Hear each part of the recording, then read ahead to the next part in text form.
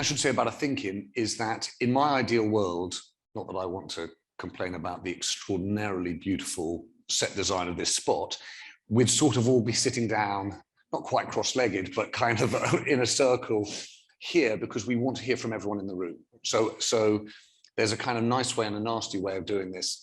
The nice way is, as soon as we get talking, you just sort of raise your hand and I'll make sure I start bringing you in. So let's not do this at the end. The nasty way is, if after about 10, 15 minutes, I'm not seeing any hands, I'll sort of go to faces that I know to control others that I don't.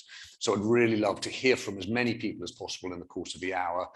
If you've been here for any period of time in Glasgow, you'll be thinking to yourself, can we trust the CEO to do what they say? And so Rebecca, I'm gonna come to you in a moment, but I'm actually gonna start with you, Ed, because if you like, the week started with another one of the sort of Edelman Trust clangers, sure. Which is, tell us what it says. I don't think I'd use the way you brand it. Clanger, but I think, look, I think what's interesting in the data that you refer to, James, is a whole set of underlying trends and insights that actually, if we want to be optimistic, I think show us a way through what has seemingly felt like an impasse or an almost impenetrable, too complex problem. So just, I mean, very, very briefly, just I think to shape the discussion that we're going to have in the room, what are the headlines? The first headline is, if you were in any doubt that the message hasn't got through to the public that this is an existential crisis, well, be in no doubt, it has, right? There is very, very strong cut through that this is one of the most important problems that people see in the world today. That's particularly true actually in developing countries. It's more acutely felt. I suppose we shouldn't be surprised by that, given, well, you know, many of these countries are on the front line. It's also, and I think this is really interesting, it's felt evenly across gender. So men and women feel the same. It's also evenly felt across age. So this is not just a concern of the young, this is a real concern of the old as well. So the message has landed, this is an emergency, this is a crisis, we need to take action.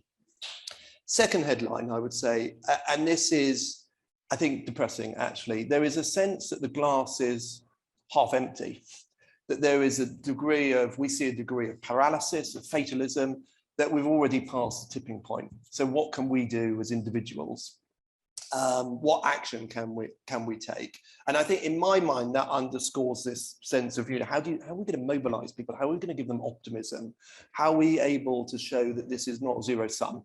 Because you also see zero sum coming through this. And that tension that I think we're going to talk about between deeds and words, between the say and the do, if you like, that's very clear in the data. Whilst I think everyone accepts that behavior needs to change. Corporate behavior, consumer behavior, regulatory behavior.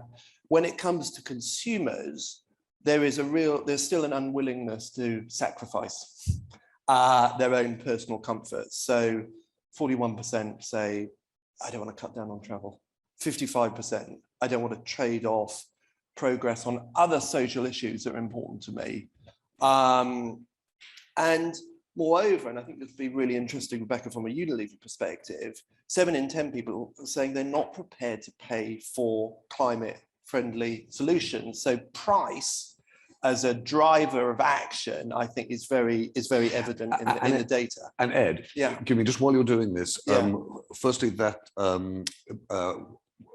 Chris in the chat has just said, is there new data? I should have probably been clearer. Yeah, there is. And it's a sort of climate update on the trust barometer. Correct, that came out at the start of the week. Yeah, so it's 14 markets, 14,000 people. So it's a sort of pretty mega study.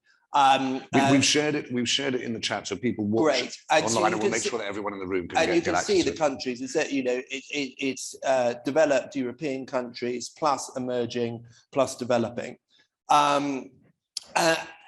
So I think that tension we see also this sense that many people see climate decisions as zero sum, Mm-hmm. as very, very direct trade-offs. And, you know, am I prepared? This is, you know, people's sense. Am I prepared to trade off my quality of life, economic growth, jobs, against this existential threat in the future? And I mean, again, you've got to really go into the data, because the differences country by country are very stark. So, I mean, just pick this one statistic. Take Japan. Less than a quarter of people in Japan would say they see climate action improving their own quality of life. So there is a sense that it's a net negative impact, right? Making these choices. And would you just touch on the reason I sort of introduced it as the clanger is that, if you like, if you followed Edelman's trust kind of data, actually to a certain extent it's provided quite a lot of comfort to people in the corporate world in the last 5 years, because it said, look, trust in media is down, trust in politics is down, trust in institutions is down, but trust in corporates is up. But the reason I sort of introduced it as a clanger was it seemed to me that in this one area, what does it say about trust in companies? Well, okay, so before I get on to that, one last point, and then let me talk about the institutions, because I think you're right, that is a clanger. And there is a sort of cognitive dissonance between what we see in the data, which is an expression of people's perception, and what I'm hearing at this COP meeting. But before that, the other thing is very interesting is the sense that people are looking into a distorted mirror. So many of the countries feel that their own nations are doing quite well. Thanks very much. Right. It's not us. It's actually you. No, James, could you do just a little bit better? I'm doing everything I can. We, the UK, are brilliant, but if only China pulled its socks up. Correct. Okay. Okay, so the point about business, and this is a really big insight. So look, as you say, consistently, the institution of business has been more trusted than the other institutions that we measure. Government, media, interestingly, NGOs over the last 5 years or so. But when it comes to taking action on climate, it's flipped, right? So trust in business to do what is right, that stands at around 60%. Trust in business on climate action, 45%. So there's this 14-point gap specifically on climate.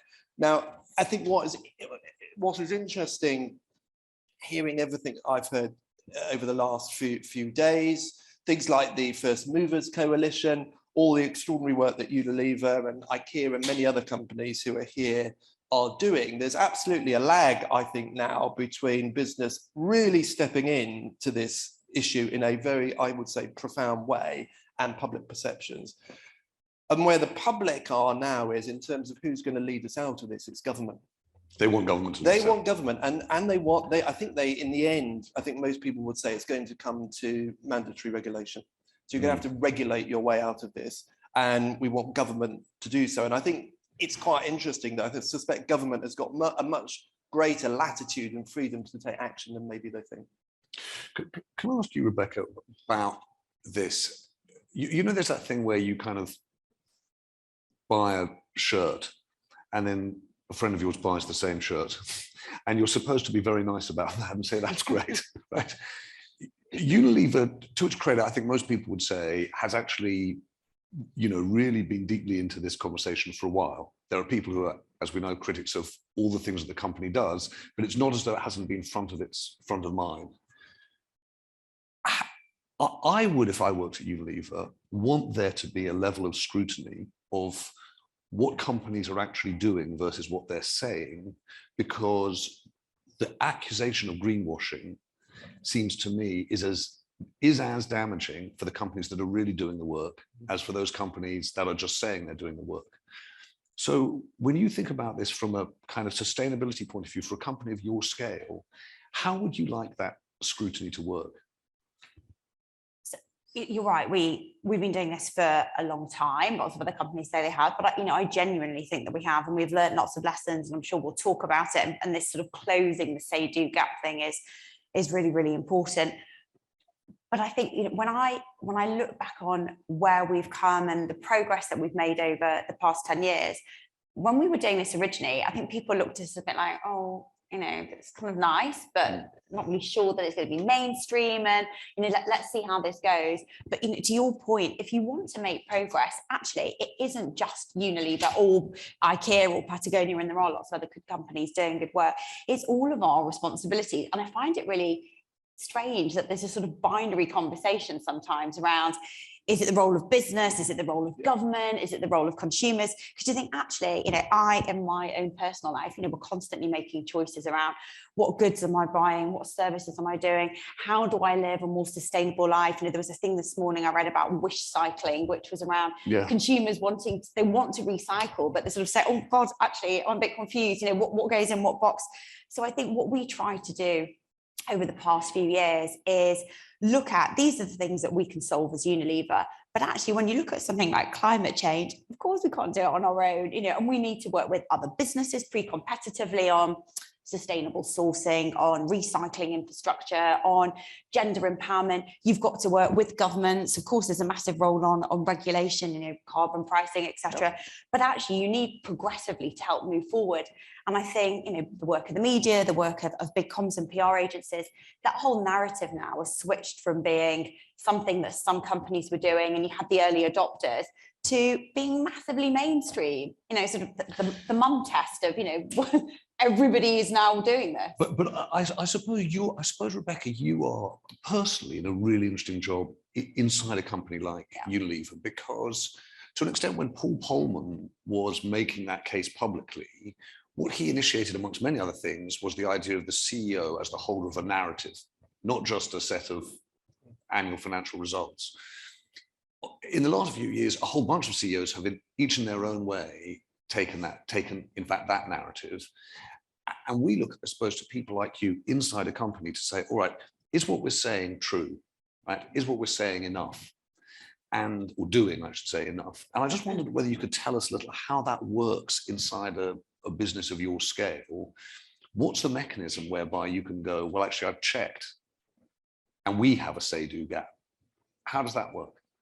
So I think you're absolutely right. Paul, you know, Paul was a talisman when he started out on this journey, but absolutely also there are lots of other CEOs that have now caught up on that. But I think if you do really want this to be authentic, and I do believe that it is at Unilever, it comes through in everybody's job. So one of the things we've done over the past few years since Alan has taken over as CEO is actually really think, how do we move from that narrative and this kind of agenda and COP and talking with governments and UN, etc., to making this about real life? And I think, you know, that comes from the people inside the company. So when we were looking at updating all the work that we've done on sustainability, we have a plan in the first 10 years, the Unilever Sustainable Living Plan, that ended in 2020. We spoke to 40,000 of our employees around the world, so different functions, different jobs, different markets, and said to them, what do you think? Forget Unilever, what do you think are the biggest issues in the world right now in terms of sustainability? And then we said, and what do you think Unilever's best place to solve? You know, and you get, like your study, you know, such a vast amount of data and input. And actually, and I think you touched on this as well, you know, if you're in India, it might be around water scarcity. If you're in Brazil, it's around deforestation. Social elements really came to the fore as well, things like mental health, climate justice, really thinking about disadvantaged communities. So then you start to look at, well, what can I do in my job a bit differently? So if I work in procurement, how am I actually going to make sure I'm setting up proper sustainable sourcing? If I'm in the finance team, what is green finance? Who do I need to be talking with? What kinds of vehicles might we be looking at setting up? Marketing, obviously massive. How do you really put that sustainability message front and center in a way that is authentic and real and actually respects consumers and is listening to them, really trying to bring up products, working through R&D, thinking about innovation that makes sustainability front and center. By the way, one of the benefits of the age that we live in is that we live in a period of real-time fact-checking. And Anne Weir has actually commented in the chat, Anthony Bergmans initiated this in 1996 when Unilever launched the Marine Stewardship Council. Yeah. It's been 25 years in the making. So not just Alan Joe, not just Paul Polman. Thank you for that. Before, I'm going to come back to you in a second, Ed, but I would love to hear from Bob Watson, who joins us possibly in his pajamas. But Bob, can we bring Bob up? Is he there? Is that all working? Yeah. Hi there. By the way, this is a heroic shift you're putting in. Thank you very much for joining us at this time. Well, what do you honestly think? You've been in this subject basically your working life. Do you have much confidence that CEOs are really doing what's necessary? I have as much confidence in some of the CEOs as I do in government. I think we're hearing rhetoric, not only from government, but rhetoric from the private sector, rhetoric from individuals. And in all cases, whether it's individuals, corporations, or whether it's governments, we need to see how to turn the rhetoric into actions. And to be quite candid, so far at COP26, I've heard a huge amount of rhetoric, but I haven't seen or heard specifically how anyone is going to meet any of the pledges that they're promising, to be quite candid. So as many people often say, goals and targets are fine, but they're meaningless without well-defined monitorable action. So to be quite candid, I've been impressed in the last couple of years by the statements coming out of the World Economic Forum, who have realized that issues such as climate change, destruction of nature, are a threat to their business. So I would argue that at least the major companies in the world are at least as concerned about long-term sustainability as most governments. And Bob, have you thought through what the best mechanism for the scrutiny of that say-do gap, that talking and walking should be, not on the government level, not on national levels, because I know governments are thinking about that, but actually on the corporate level? I'm not an expert on that. I mean, I think you've already heard from inside Unilever, basically. But I think it doesn't matter whether it's governments or whether it's the private sector. We do need accountability. And I would imagine a company like Unilever, which has got a very good track record, compared to many companies, a very good track record.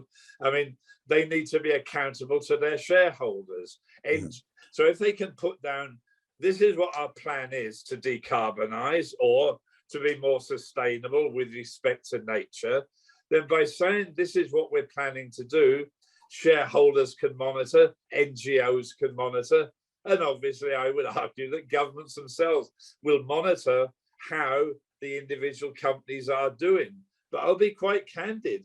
I'm probably more concerned, or as concerned, about monitoring what government is doing. Yeah. All these wonderful pledges. Where are the policies? Where's the financing?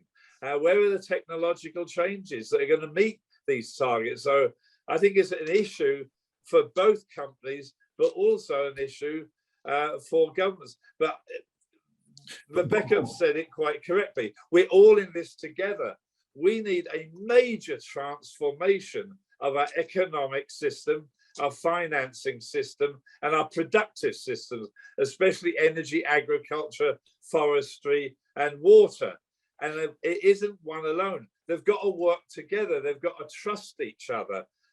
We do need regulations as appropriate. They need to be developed jointly between the private sector, governments, NGOs, civil society. But we need a major transformation of the way we look at our economic system, our financial system, and the productive. So it's not just should government do this, should the private sector, how can we work together to actually achieve this? And Bob, can Adam, come back to you in a second. By the way, if there's a comment, please just raise your hand. I'll come to you as soon as possible. Bob, I just wanted to just put something to you. So what I hear in Glasgow, just sort of walking around and inside the blue zone talking to people, is that the way the next few days is going to run is you're going to start hearing from quote unquote scientific and independent organizations that the path to 1.5 remains open. Right? Not that we've got there, but that it remains open. And as you saw with the IEA numbers yesterday, I think you'll see Adair Turner's commission over the weekend, the Potsdam group next week, all saying, actually, you know what, if people live up to their NDCs, up to those nationally defined contributions, the outlook slips for the first time below 2 degrees. And we'll hear it will be 1.7 or 1.8. And on that basis, you can imagine, you don't need to be a kind of crystal ball gazer to imagine that a UK Prime Minister is going to declare victory. And how do we as citizens judge the credibility of those forecasts and then the extent to which governments live up to them? Well, I'll be quite honest, when I saw that IEA statement yesterday, that the pledges to date will take us to a pathway to 1.8, I'm quite amazed. I can't actually imagine how they came up with that. I mean, we've had certain things said, we're going to get out of coal, except the 4 biggest users and producers of coal, US, China, India, and Australia, are not part of that. We've said we're going to get out of deforestation, but well, we won't peak deforestation or stop until 2030. The methane statement about emissions from coal mines, it's fine, but some of the biggest emissions are from agriculture, from natural ecosystems that are actually now putting more methane in. So when I saw that statement by IEA, and when you couple that with, well, China, we can't really peak until 2030. India, we can't really peak till 2030. I had got no clue how IEA came up with that statement. But, you know, one of the best pledges of any government is the British government, 78% reduction by 2035. But where are the policies, technologies, financing? The Climate Change Committee have said the UK government is not on schedule to meet its commitment for 2025 and 2030. So I want to see, what are those policies? What are those financing tools which we can then monitor? Bob, thank you. Ed, you wanted to come back in? Yeah, I need just to make a few broader points. The first point I think I would make, and it's not to reassure in respect to this dialogue, but I think people get it now. Companies get it. So to say they don't get it anymore is, I think, to miss a fundamental shift that has taken place. Companies like Unilever, like others, like IKEA, you know, I think it's 200,000 people working for IKEA, like Microsoft, they employ human beings who live on the planet, who have the same concerns, anxieties, and worries as everybody else, right? I genuinely think, and I see it with the clients that we work with, there is a real sense now that things are changing and have to change. I think we're obviously right to focus on actions, because of course, if there aren't actions, we don't make any progress at all. But you've got to have commitments before you make actions, because otherwise you don't know if the actions are the right ones. But Ed, hold on, I just want to stop. I know that, but I just want to stop you for a second, right? Because I think that everyone's going to agree with that, right? I completely agree with that. The issue is that there are people, you know, climate activists and exactly the citizens you describe, who totally get it. They're very sophisticated, and they worry that 15 years ago, business got in the way of dealing with the climate agenda, and they used, if you like, false balance. Sure. Right? They said, well, the science isn't proven. Now people are worried that business is using virtue signaling to get in the way of the climate agenda. And that's where I think the pressure is on, well, all of us in this room, but certainly you, which is to say, okay, how do we actually distinguish between the companies that are saying the right things but not actually doing anything, and those that are? Yeah, but I think, you know, the purpose of the kind of role I play, or the role that Rebecca plays at Unilever, is to do exactly that, is to probe and to question, is it true? Is it enough? Is it actionable? Because ultimately it's totally self-defeating if all it is virtue signaling. Because believe me, I've worked in the media a long time. It doesn't take long for people to figure out what it actually is. But we don't. Sorry, Ed, I'm not sure we do have that, because we know, John, Ed and I used to work at different times, worked at the BBC. Right now, you know, it's got its joys and it's got its challenges. But what it does have is a lot of scrutiny. Absolutely. Right? But you don't have that in the same way. You don't take Unilever in front of, you know, 26 select committees a year, you know, and we don't really have those mechanisms in place. Do you not think the markets are going to be a dynamic here? If you look at the work that Mark Carney and others have done, and the way that capital is going to be allocated in the future, I mean, I think there is an argument that ultimately there is another, you know, there's going to be another set of judgments that take place on companies, and those judgments will be made by pension funds, they'll be made by the allocation of capital, it'll be the cost of capital, all of that stuff. So you don't necessarily have to go through 26 different select committees to come out with the same level of scrutiny. Yeah. Sorry, Rebecca, you want to I come think in? building on what Ed was saying, you have to start with commitment and a vision and a dream and et cetera, and of course that's really important. But I also agree 100%. The proof of the pudding's in the eating. But actually, I'm a bit more with you, Ed. I think there's been such a change over the past few years. If I think, using Unilever as an example, how we approach sustainability now, it's a science. There's the same rigor and structure behind sustainability that you would put into any other aspect of the business. So yes, you make a commitment, but then actually you go through a process, you write a basis of prep underneath that. You talk about, when I say I'm talking about zero waste to landfill, I'm going to explain exactly what I mean now. So you define what you're doing, then you talk about how you're going to measure it, then you talk about what you're going to report on and when you're going to report on it. So it's not just a vague, I want to go and save the world. It's really prescriptive about what you want to do. But Rebecca, sorry, just to press you on it, what's difficult externally, and I take Ed's point about metrics and capital, what's difficult externally is for us to see the inner workings of that process and the trade-offs, because as consumers, we're going to make trade-offs, but companies are going to make them too, and how those are reported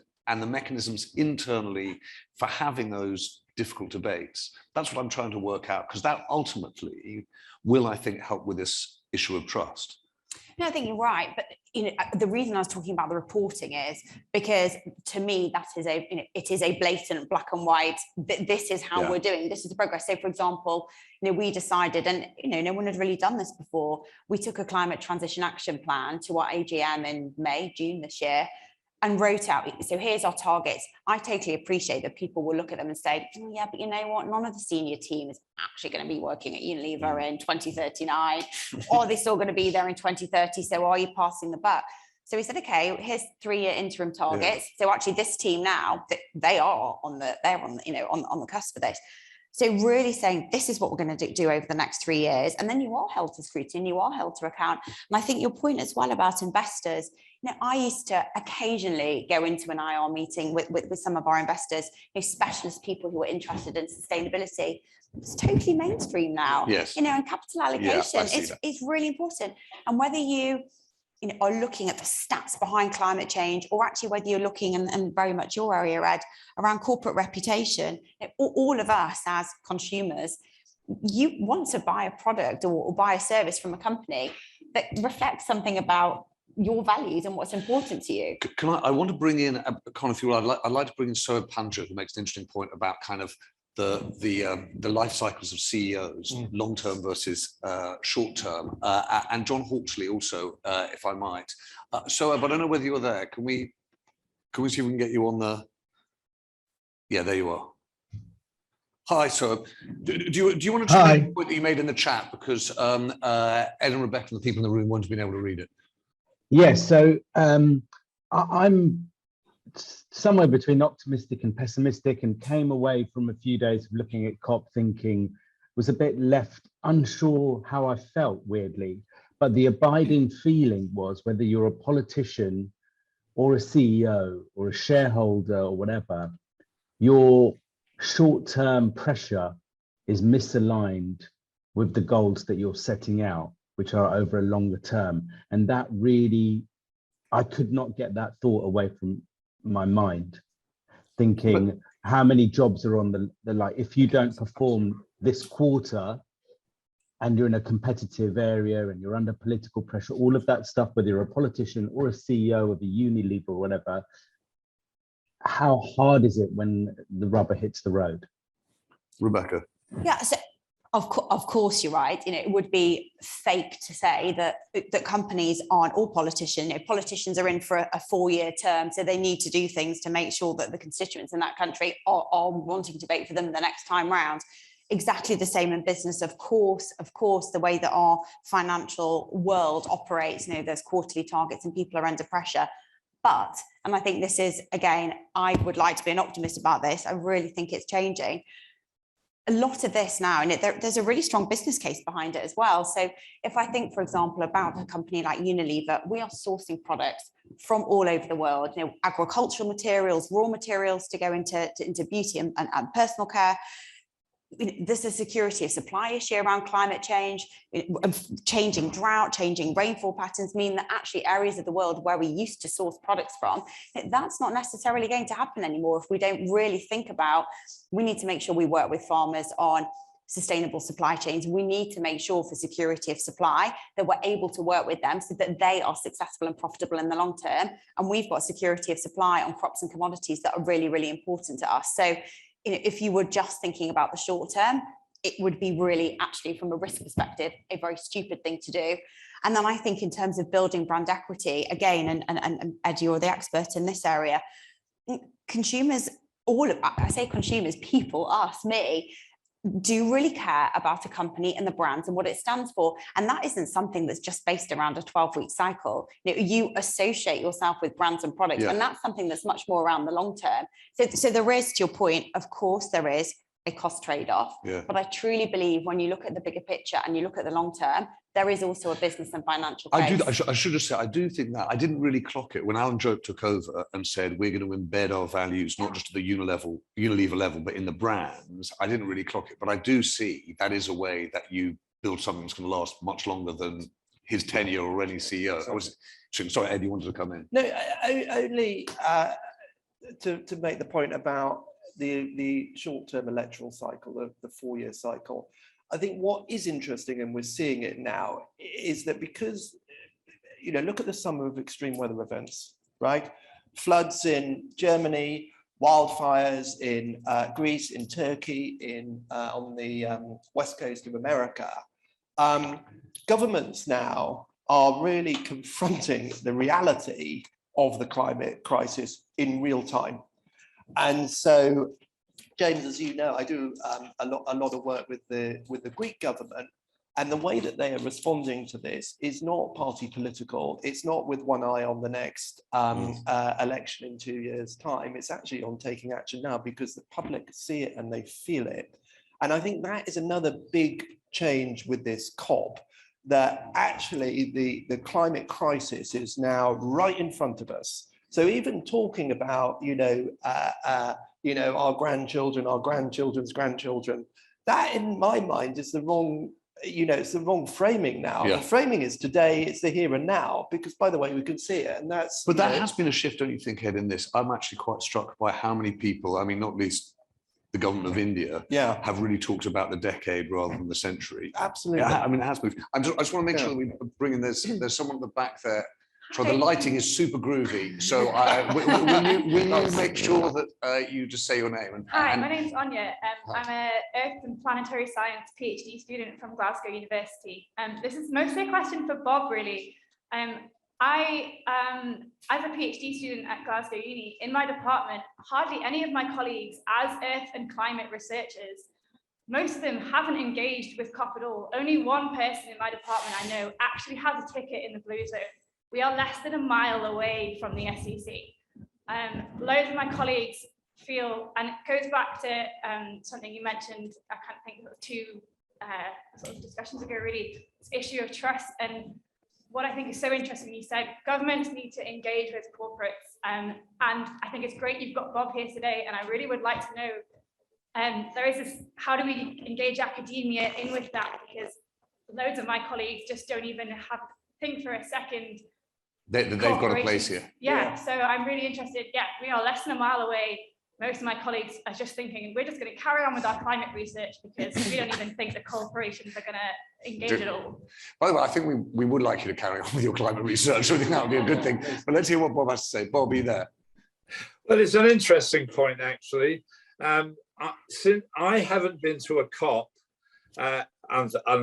other than virtually at this one, since 2002, when I was the chair of the IPCC. And you could say, well, why don't I bother coming to COPs? This is not the place to talk about science, in my opinion.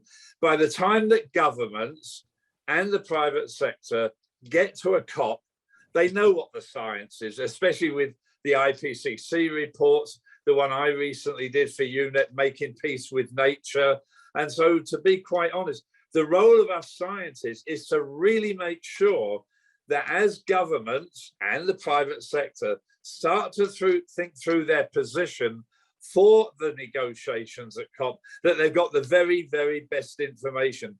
By the time you get to a COP, the positions are already there. No new science is going to suddenly emerge at a COP. So the key point is we as scientists need to work with governments continuously, with the private sector continuously, with the media, very important, working with the media continuously. And so I'm not, you know, I'll be quite honest, I'm taking part in about 6 of these side events, but I wouldn't actually, even if we hadn't got COVID, I wouldn't have flown to Glasgow. I'm rather appalled at the footprint of 26,000 people all coming to Glasgow, to be quite honest. You don't need 26,000 people. You need the government, and you need enough transparency so that all of us can feel that it is a transparent process, basically. That is important, but it doesn't take 26,000 people to ensure we've got a transparent process. So yes, we need the scientists to work hard, but we need them to continuously interact with government, the public. And I think we could all do far more in giving public talks, to be quite honest. That's the sort of place, but I'm not worried that sort of scientists around the corner in Glasgow haven't actually bothered to go to the COP. Personal view, though. Anya, thank you. The 2 people, I'm going to just take a bunch of views, if I might. There was one just behind Anya there. You've got the mic, and then in the red, yes. Hi, my name's Lydia. I work for an organisation called the Wellcome Trust. We're a big research funder, and we've just got a new one of our new strategic priorities is the impacts of climate on health. And up until very recently, I was working on vaccine equity, and I think there's a lot of parallels in terms of the climate crisis and things that we've seen with COVID, and knowing that the people who are the most affected, who are the people who've contributed the least. And so it's kind of interesting when we're having this conversation about consumer choice. I can't help but think about people who don't necessarily have a choice. Like I think that is a somewhat privileged position to think that, you know, you can choose Unilever, choose Patagonia, choose IKEA, but if that choice is something that you don't have, whether you're in the UK or whether you're abroad. And so I'm just interested to hear, I guess, the panel's thoughts, anyone else's thoughts on the responsibility we have to advocate for people who necessarily can't make climate-based choices, but will probably feel the most keen impacts of the climate crisis. So Lydia, I'm going to play this to Rebecca, if I might, but I swore to myself that I wouldn't tell you about this when we had this conversation. But given that you brought it up, I wanted to tell you why I think, and sort of respond emotionally to Ed around the question of companies that virtue signal versus companies that do. So we at Tortoise, we try to track these things. For example, around climate, we set up the Responsibility 100 Index, and they try to map the FTSE 100 companies against the SDGs, right? And some of the data's there, some of it's not, but it does some of the things that, you know, Ed and Rebecca were talking about. After the G7 in Carbis Bay, actually, we couldn't get over the shock of the gap between what the British government had said was coming in terms of 11 billion doses and vaccinating the world by the end of 2022, against what it actually delivered, which was 1 billion doses. And so we started this campaign called the Arms Race, which was to try and make sure that the world gets vaccinated by the end of next year. And what's been really interesting and worrying is that actually government institutions, you can see what they do, right? And multilateral organizations like COVAX, you can see what they do. But the thing that's been really difficult is actually measuring what companies do versus what they say. So I'm going to embarrass Rebecca here. Unilever has been amazing, right? Unilever actually stepped in and said, listen, we will employ people to help on this campaign. They've worked with us, but with Duke University, with the Paris Peace Forum. They've worked globally to try and make sure people get some attention. There's a very large social media platform that, you know, we talk to about trying to help, that has the capacity to have enormous impact on this, right? On the hesitancy side, but also on pressuring governments and giving voices. And we had lots of meetings and just nothing happens. Right? And that's the thing in this process that I worry about, is people saying the right things, but not really having a mechanism to check between the companies that do and the companies that say. So as you can see, I care quite a lot about this particular issue, but it just felt to me as though that's a kind of exhibit A of why I think there's a problem here. Rebecca. I guess bringing together a few of those different points, I think, I mean, when you were talking about academia, it kind of plays into a little bit also to your question of around COP. You know, outside is a confusing sort of mystical process. There's loads of acronyms to talk about square brackets. You know, historically, as Unilever, we'd probably have had maybe a policy or advocacy specialist who would come along, one or two people, and they'd engage in some quite technical conversations, you know, and then that would be the end of that. I think the difference now this year is, and I say this, you know, as a private sector person, not somebody who's working for the UN, I think there's a much greater awareness and openness now of trying to demystify that process and bring in business, bring in academia, bring in, to your point, Liv, you're absolutely 100% right. People who sit outside of that bubble of privilege and listen to people who are actually being most impacted. You know, this climate justice debate and this COP this time around has talked a lot more about the interaction with people rather than the technical climate issues. That's for the people who are really focused on that.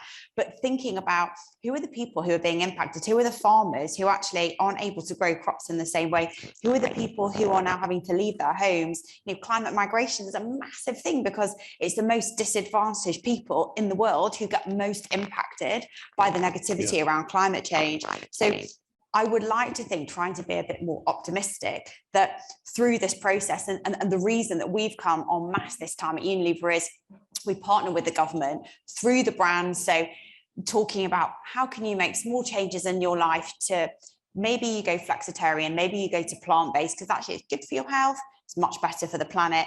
What can you do, for example, around making small changes on if you're using a washing machine, turning it down and washing at a lower temperature. If you're in a developing and emerging market, one of the biggest things we do, and our footprint is bigger in developing and emerging markets than actually it is in Europe and in North America.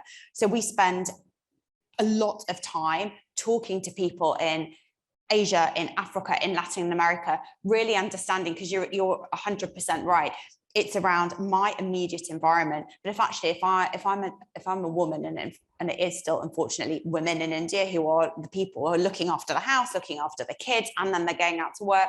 If I need to go and get water 5 times a day to do my chores before I'm going out to work, if I can buy a product that is super cheap and affordable, that actually means I only need to use water twice a day instead of 5 times a day. You know, that's the way in my day-to-day life that I'm able to engage with sustainability, and I need the private sector to engage and to help me to be able to do that. But I think all of those voices are coming in, and I feel that that's what this COP has done. It's taken away from being a purely technical conversation into actually thinking about putting people at the heart of what we need to do. I'd love to come to Maxine Frerk if we can, and John Hawksley, I said, too, Con. I don't know whether John's there, and then I'll come to you in red in a moment. Is John there? Can't find him. The person in red, hello. Yes. Hello, sorry. Sorry. Person in red, it's not great. All right. And it might not even be red, but I'm Larissa Naylor. I'm a professor of geography at the University of Glasgow. And I'd first like to counter my colleague in biological sciences and say many of us try to get places in the blue zone up and down the country. I'm on the steering committee of the COP Universities Network, and science was actually hard to get in. So there was a lot of really earnest effort to try to get in, and we're at side events. So I didn't hear your name. Larissa Naylor. Larissa. So science was difficult to get in, as in the scientists didn't want to come, no, or they couldn't get badges? into the blue zone. Yeah. Okay, yeah, it didn't come across like that. Oh, I see. So yeah, there's scientists who actively, desperately wanted to get involved and couldn't get involved in the blue zone. So just to clarify that point, really. But the other thing is, looking at the New York Times Hub's agenda, looking at lots of other events, there's very little on adaptation. How do we make adaptation the new normal? How do we win those hearts and minds? It's very much not about green recovery and growth and jobs. To a large degree, it's about decreasing risk, making big societal changes. You know, I work at the coast and we're going to have to let go. And how do we do that in a way that is just, is fair, and how do we finance it? How do we see that that is actually not an individual good to move a house that's falling into the sea? It's a public good. And how do we do that? What steps would you give for action? So how do we take the ISO that exists for adaptation and make that ISO matter? Larissa, thank you. I'm going to invite you to have a think about that in a moment. I just want to bring in John Hawksley, as I mentioned. I don't know whether Maxine can join us. John, are you there? Yes. Hi, John. You made a point earlier on about standard setting and voluntary standard setting. I wonder whether it would be worth talking about it, because there's quite a lot of debate about whether that's sufficient. Well, traditionally, companies have fought standards. Tobacco companies, perhaps most notably. There needs to be a change in the ethics where companies embrace standards. Unilever should lead on a radical rethink of packaging that addresses its impact at every part of the supply chain to eventual disposal. They're in a position to do so, of investing significantly and promoting joined up thinking. They could completely change the whole position on packaging, and other companies would join them in it. Almost all companies can meet any standard profitably if there's a level playing field. So that should be their objective. Is it, John? Fossil fuel producers Yes, go on. are in a much more difficult position because they can't make their product carbon free. Success in climate change makes their carbon reserves valueless. John, thank you. Rebecca, I'm going to come to you in a moment. I saw that you wanted to come back in. No, I mean, only I think the Larissa's point about adaptation, I think, is a really quite interesting one in terms of kind of framing where we need to go from here. I've heard a lot of discussion about that, and a lot of discussion around regeneration as two new big kind of wider frames for what we need to do. One, you know, I see it in the data, and I also hear it when I talk to people, huge amounts of pessimism and anxiety and worry, can we do anything? There is, I think, quite an optimistic agenda that we can potentially, I know we've only got 5 minutes left, but I think we should, you know, we won't have time to talk about it now, but I think there's evidence that allows people to be quite optimistic and feel that actually we can make a change. So adaptation, I was at a session yesterday with the Royal College of Art and the Social Market Initiative with Prince Charles, and the design thinking now that is at the heart of trying to identify some of these solutions and solves is really exciting. Mm-hmm. Things like the waterless toilet, things like a computer chipboard that is biodegradable. There is a way now, and I think there is a route through to bring a whole range of skills and outlooks and views to the table to move forward on this agenda. Now, one of the speakers talked about the role of media in this, and there's probably a separate session on that. Yeah. But look, if people are looking for hope and looking for optimism, it is there. Before I come to you, Rebecca, I'm just going to bring Bob back in because, Bob, I think you were waving at us. Yes, I mean, the issue of adaptation has to be taken. The issue of adaptation has to be taken much more strongly than it has before. In fact, I would argue we need to spend as much money on adaptation as we do on mitigation. And I think there's a key role for that, basically. But probably as or more important, we now need to look at this whole system in a much more holistic way. The paper that I wrote for the UN and released by Guterres said that effectively we can no longer look at the issue of climate change separately from the issue of nature and the destruction of biodiversity or from pollution. In other words, the pollution, climate, biodiversity nexus is one. And we can no longer look at these three so-called environmental issues just as environmental issues. They're economic, development, security, moral, ethical, and social issues. So we have to really rethink what sort of transformation do we need?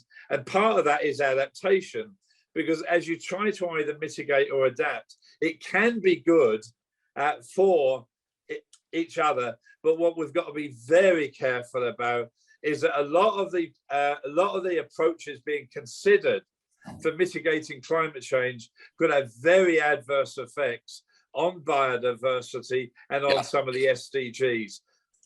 Bob, thank you. I do feel as though that whole biodiversity element of this is I think you'd be frustrated. It has not been an enormous part of the conversation so far. I'm going to, forgive me, because we've just got 2-3 minutes left. And Ed, despite your valiant efforts to bring us to a sort of more optimistic note, I want to put two thoughts to each of you, or one thought to each of you as we just finish up. Rebecca, want to go back to the point Ed made right at the start about the 7 out of 10 people who say, yeah, we're all on board, but don't make me pay more, right? And in a world where you're seeing higher inflation, there's real concern of cost of living, and that's not just a UK issue, you know, globally, you're seeing a lot of that. How much of a headwind is that going to be to making progress in the way in which John Hawksley talks about, to fundamental changes in things like packaging? So trying to bring together a lot of different themes that we've just heard. You're absolutely right. You know, we all are worrying about money, you know, big pressures from a business perspective. Supply chain costs are going through the roof. There's a loss of on cost. But, you know, I think picking up on what Bob said, it's about doing business in a different way. And I agree totally actually about the climate and nature targets. We launched a €1 billion fund to try and tackle the big climate and nature issues that we're facing as a business, but we want to bring it to life through the brand, through the consumer advertising, make that front and center, which will, I hope, resonate then with our target audience, because they will look at, you talk about closing this say-do gap, they will hopefully see that our business, Unilever and others, are making tangible differences to address the issues that they feel are really important, but they're not having to compromise on product efficacy or on taste or on anything that is functionally the most important aspects to them. Ed, okay, my sort of awkward question at the end here. The truth is that both of us, you at Edelman and with a responsibility around PR and comms, and me working in the media, the truth is there are a lot of people, certainly within 5 miles of here, who would lay a lot of the blame for these problems on us, right? Failure of media to report the story sufficiently and prominently enough for years, and the comms industry for essentially putting a bow on corporate behavior that, you know, frankly, should have been exposed. Internally, in a company like yours, how do you say, look, we are going to keep a check on the clients that we work with and their behavior, given that you have a reputational imperative, but also a commercial imperative? How do you marry those two things? Well, I think top down, bottom up, right? We have 6,000 colleagues around the world. The point I made earlier about companies employing human beings is true for my company as it is for Unilever, as it is for Tortoise. So I'm very pleased actually, and it's great that I see, you know, bottom up pressure within organisations like mine and others. There is also top down as well. You know, of course, there are committees and there are processes and there's ways of working, but ultimately it's going to come from kind of leadership at the top. And, you know, we're a big organization. I think the largest communications company in the world. And I personally really welcome the challenge and the scrutiny, because I think it opens up dialogue and it opens up engagement. And ultimately, look, I also understand the criticisms of the past. And I think, you know, there are many legitimate points that have been made, but we've got to move forward, right? We have to move forward. And I think one of the points I would make, and I feel personally quite strongly about it, is we're only going to move forward in an inclusive way by having dialogues like this, by engaging with academia and scientists and experts and companies and the government. And, you know, you could say, well, you know, you would say that, wouldn't you? But I'm not sure what the alternative is. No, I mean, Honestly. No, and I appreciate we're out of time. I should just say I had a really interesting idea the night before last. Someone said we need to think about scope 4. Yeah. I was like, oh, that's interesting. What's scope What's 4? scope 4? Yeah. I just about wrap my head around scope 3. And they said it's one thing to track, you know, the emissions in your business or the emissions of your customers. And I know, you know, you thought about that, but can you also track the extent to which your brands or your organizations or your people affect the attitudes of others? Yeah. That's your scope Really 4. And, you know, I suppose the thing that I do take a lot of optimism actually from the fact that everyone's here, right? I mean, whether it's digitally, Bob, or in person, people have come and there is a commitment to try and address it. And now the question is how you turn those commitments into action. So curiously, I think there is a job here around scope 4, which is how do organizations like us in the media, you through your brands, you through the communications and the measurements of trust that you do. So I hope that this is, you know, it's unfortunately the end of this discussion, but part of a much longer conversation, which itself will be a kind of scrutiny. So I often say thank you very much, Ed Williams of Edelman, Rebecca Marmot of Unilever, and Bob Watson of Before Dawn in Washington, DC. Bob, I hope that as the author of Making Peace with Nature, dawn rises in a beautiful way on the East Coast this morning. Thank you very much for joining us. Thank you, everyone in the room. A big round of applause, please, to Ed, Rebecca, and Bob.